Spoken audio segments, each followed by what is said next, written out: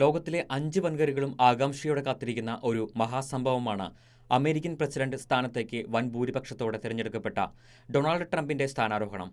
ഉറച്ച നിലപാടുകളും വലതുപക്ഷ യാഥാസ്ഥിക ആശയങ്ങളുമായി മുമ്പോട്ടു പോകുന്ന ട്രംപ് തെരഞ്ഞെടുപ്പിൽ ഡെമോക്രാറ്റിക് പ്രതിരോധത്തെയും ഡീപ് സ്റ്റേറ്റ് സംഘങ്ങളുടെ നിഗൂഢ നീക്കങ്ങളെയുമെല്ലാം ഛിന്നഭിന്നമാക്കി ജയിച്ചുകയറി 78 മണിക്കൂർ കഴിയുന്നതിന് മുമ്പ് ലോകസമാധാനത്തിന് തുരങ്കം വയ്ക്കുന്ന ചില സംഘങ്ങൾ കരങ്ങളുയർത്തി സറണ്ടർ പറയുകയും വേറെ ചിലർ ഏതു സമവായത്തിനും സന്നദ്ധരാണെന്ന് സമ്മതിക്കുകയും ആരും കൽപ്പിക്കാതെ തന്നെ ചിലർ അടയ്ക്കേണ്ടത് അടയ്ക്കുകയും തുറക്കേണ്ടത് തുറന്നിടുകയും ചെയ്തു.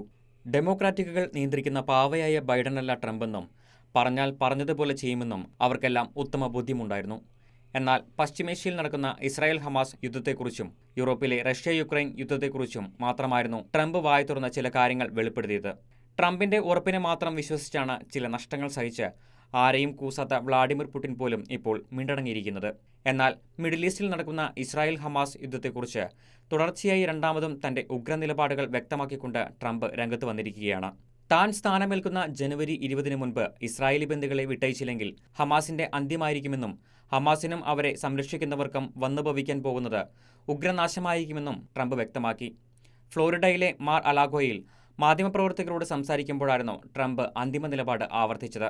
അനുരഞ്ജന ചർച്ചകളെ ദുർബലപ്പെടുത്താനില്ലെന്നും ഹമാസ് ഇസ്രായേലിനെ തടവിലാക്കാൻ പാടില്ലായിരുന്നുവെന്നും തടവിലാക്കിയവരെയാകട്ടെ നേരത്തെ റിലീസ് ചെയ്യേണ്ടതായിരുന്നുവെന്നും അദ്ദേഹം വ്യക്തമാക്കി.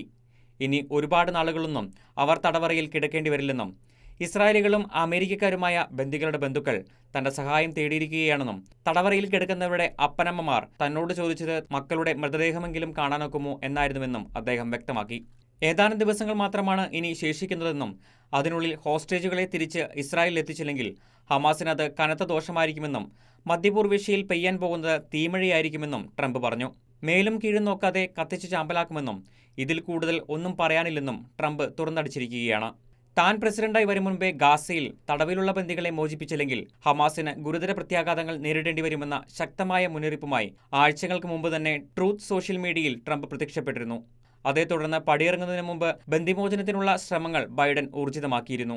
അതനുസരിച്ച് ആദ്യഘട്ടമായി വനിതാ സൈനികരും പ്രായമായവരും അടങ്ങുന്ന 34 പേരെ മോചിപ്പിക്കാമെന്ന് ഹമാസും സമ്മതിച്ചിരുന്നു. അത് സ്ഥിരീകരിച്ച US state secretary Antony Blinken 2 ആഴ്ചക്കകം പ്രഖ്യാപനമുണ്ടാകുമെന്നും പറഞ്ഞിരുന്നു. എന്നാൽ കാര്യങ്ങൾ നീളുന്നതിന് ഇടയിലാണ് കടുത്ത സ്വരത്തിലുള്ള പ്രതികരണവുമായി ട്രംപ് വീണ്ടും രംഗത്തെത്തിയിരിക്കുന്നത്. എവിടെ ചെന്നാലും ആളുകൾ സംസാരിക്കുന്നത് ഗാസയിൽ മനുഷ്യത്വരഹിതമായി തടവിലാക്കപ്പെട്ടവരെക്കുറിച്ചാണ്. മനുഷ്യരാശിക്കെതിരെ ഇത്തരം നിഷ്ഠൂര പ്രവർത്തനങ്ങൾ നടത്തുന്നവർ അതിന് കനത്ത വില നൽകേണ്ടി വരുമെന്ന് ട്രംപ് ഉറപ്പിച്ച് പറഞ്ഞിരിക്കുകയാണ്.